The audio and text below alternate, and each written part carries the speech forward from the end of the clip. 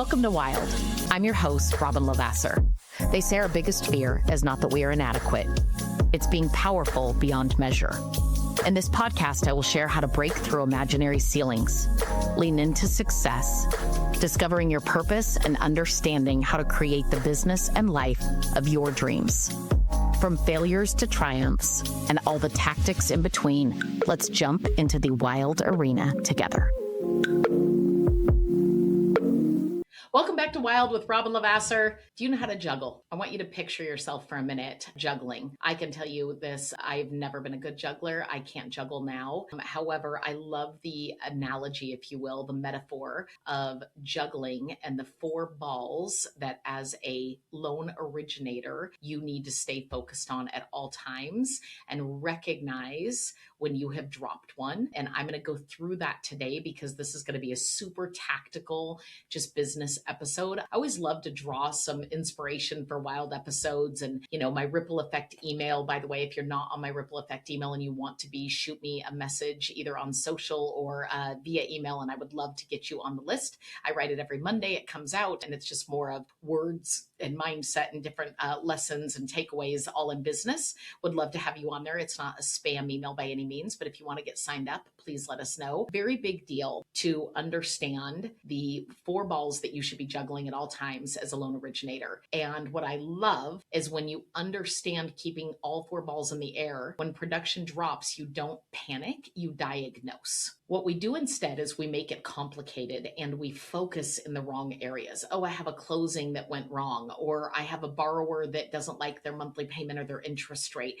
And we start to shift directions on things that we are not our biggest focuses. That doesn't mean they aren't problems that we need to jump in and solve, but we're doing that and we've got to get back to juggling and juggling fast. So let's start with the four segments. What does each ball represent? Number one should be loud and clear to you. It's lead generation, lead generation, lead generation, lead generation, lead generation. Nothing else matters if you don't have enough leads. We talk about that all the time. I love the saying, and I'd love for you to write it down if you never have. Leads solve all problems. Period. End of story. You have to have enough of them. So lead generation is the very first place. It's a ball that has to be in the air, and it should be in the air at all times with you catching it and throwing it back up, right? Number two, lead conversion. Conversion. Obtaining a ton of leads. I see this all the time. Somebody's like, I'm getting a ton of leads, but I'm not getting anywhere else. We have to do this in segments. So if you're getting a ton of leads, then you have to work on your conversion tactics, right? I always say a couple things go into lead generation: being highly active, highly visibles. It's calls, it's texts, it's coffee, it's social, it's branding, it's events, it's database touches. It's all of these things. If you do not have enough conversations, you certainly are not going to have enough opportunities. It's really that simple. It's not emotional. It just says you have to be doing that. That's how you keep that ball in the air. So things to track in that space. I'm going to go backwards for a minute in the lead generation space. Conversations per day, new leads per week, realtor meetings or face-to-faces that you have on a daily, weekly, and monthly basis. If that ball drops, just the lead conversion alone, everything else dries up for the next 30 to 60 days or 30 to 60 days later. It's almost like clockwork. I can look at somebody's tracking and go, oh, you went on a 3-week vacation, then you were sick, and now I can see that 60 days later, you're not having as many closings and you're emotional about the closings because one person shopped you or these borrowers didn't qualify.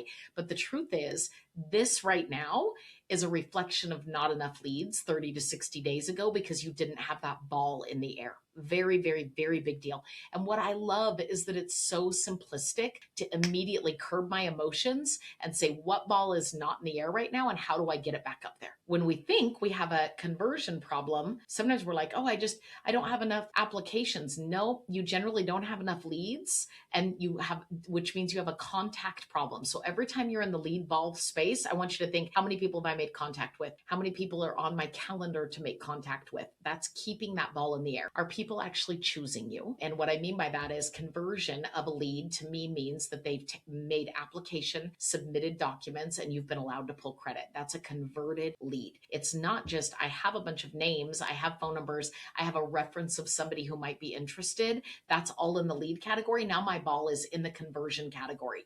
So that process, if you will, in terms of conversion boils down. If it's broken and you're like, I have a ton of leads and I don't have enough applications, let's fix it. Let's get that ball back in the air. How do you do that? You convert leads through energy, story, follow up, process, confidence, how you were referred. If you are asking for what you need and want, meaning a true application, getting the credit pulled, getting the docs in, asking for business, if you are having those appointments with agents and, this is great, let me know if you ever need anything, so much different than converting it in a way that says, I'd like to have your next 3 leads so I can show you what I can do as a lender to earn you more money, to save you more time, right? To bring you more joy. It's those kind of conversations that are different when you're struggling with conversion. So I say conversion is in 2 spaces. 1, it's a lead into application. 2, it's a meeting into actually a referral partner or a new relationship. That's where you need to focus in the conversion space. So are you creating certainty for your borrowers and your referral partners who are about to give your name out? Are you following up more than once? Multiple times are you following up? And where's the metric to track these things? Application to lead ratio, huge deal. Appointment to application ratio, huge deal, meaning I had an appointment with a realtor, I got some leads, I was then able to get an application. And then those things are, again, energy, response time, confidence. If the leads are coming in, but you're not getting enough applications, if you're having a ton of meetings and a ton of great phone calls with referral partners, agents, business affiliates, but you're not seeing any leads, you have a conversion problem. Your activity is there, your conversion is not. This is where you want to focus at that point. The good news is this skill is absolutely learned, it's evolving, and it's controllable by you. It's not, none of these categories are a blame thing. My realtors are quiet. That's a victim mentality versus I understand what ball is in the air and which ones are on the ground. I'm going to pick them up and I'm going to get them back in the air quickly. So lead generation, lead conversion. Let's go to the next one. Applications, which is truly loan consultations. You could call it pre-qualifications, pre-approvals. I like to call it a true loan consultation after we've gained actual application. So when pre-approvals are of casual interest, how do you make them into serious shoppers, if you will? Not shopping in rate, but shopping for homes. How do you keep them going? So 1, if your pre-approvals are super low, you might not just be asking people the right questions, deep enough questions, enough questions to lead them to a space where they get serious. They have all knowledge is power, and knowledge generally helps people move and make decisions and become more committed in a space because they have an understanding. So you may be tolerating the just looking. Oh, I think we're going to wait 6 months. Oh, I'm glad we have the numbers. We plan on buying in the next year. We looked at a few houses. We didn't see anything. We're going to wait and see if prices come down, if rates come down, if outside circumstances get us there. You may be tolerating it. And here's what I would tell you. Those pre-approvals in general, they are and need momentum, and you are a huge catalyst of momentum in that space. Without that momentum, you don't control your pipeline. Period. End of story. You do not. So you have to be highly engaged with pre-approvals. If you're not getting enough pre-approvals because the quality isn't there, they're not ready, they're not truly interested, they won't commit to doing a loan consultation, you've got to get better referral sources. So you have to go back into the lead generation and the lead conversion and look at, hey, what's causing this next step, right? Because we're trying to keep all the balls in the air at the exact same time. So without you understanding and having enough loan consultations, you won't have a big enough pre-approval pipeline. And without a big enough pre-approval pipeline, you can't create enough of the 4th category, which is contracts. So I love the contract stage. I think we all do, because this is where we say, I only have to have 4 balls in the air. I don't have to add a 5th one. I have to constantly focus on these 4. And contracts is the 4th one. Now on a refinance, obviously that's locking in the loan and turning it into processing. On a purchase, It's, are you gaining enough contracts? I've talked to countless loan officers this year who have started to panic. And I've asked them very specifically, did you get enough leads in January? Are you on track in February? Many of them have an abundance of leads. So category one, check the box. Conversion for some of them has absolutely struggled. Go work in that arena, right? Work on how fast are you following up? What's your barrier entry? How well are you being referred? Dissect the few things that make a huge difference in the conversion space.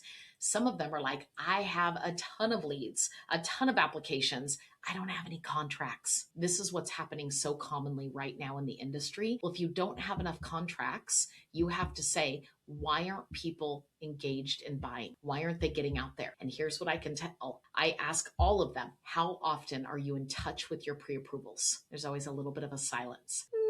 I'm decent at it. It means you probably suck at it. Just so you know, when you're like, I'm decent at it, you would know if you're off the charts good at it. So this comes in two different places. To get contracts, one, are you coaching your buyers versus just consulting, if you will? Coaching is different than that, right? Oh, here's all your numbers. Happy house hunting. Way different than, let's go through your non-negotiables on a house. Let's talk about all the things. Let's talk about how much you're paying in rent and make you uncomfortable and excited to own a home early in the year, because owning early in the year gives you more of a tax benefit, right? Gets you into that skip a payment, gets you into house now when projections in our county, by the way, you can look this up very easily on AI, is this much in appreciation. You get them motivated and excited. You get the agent completely bought into the plan and also motivated and excited. And then you stay in touch, because the truth is, someone might go look at houses, see nothing that they like, no new inventory really comes on in their price range, and maybe the very fine pinpoint place that they want to buy. And you know, they've put a needle in a haystack to find that house, and they're going to sit in a pre-approval pipeline. And then one day they pop up with a different lender that has a lower interest rate, and they've completely left you. And it's because you weren't watering your field. You weren't keeping your ball in the air if you're juggling of contracts and how to convert. So coaching the buyers, equipping your agents. Those are two strategies I just gave you a little piece on. I could do a full podcast on both of them. Structuring strong offers. Now, if your mind just went to, I'm not the realtor, that's their job, I want you to say, smack, smack, smack across your cheeks. Like, not true. You need to be heavily engaged. You are the controller of the numbers and the money, which means you have to play a role, not only in buttering up and loving on that listing agent and showing them that you are going to deliver on that loan on time and be a fantastic partner. You have to help them strategize. Maybe they're stuck on the fact that the house doesn't have a garage and they wanted to put down 20%, but everything else lines out and they could put down 10, still love their payment and go after and build a garage. Maybe all of that would work, but you have to be engaged, because the numbers piece of it, the agent stays out of it. They simply go after the price and the offer acceptance.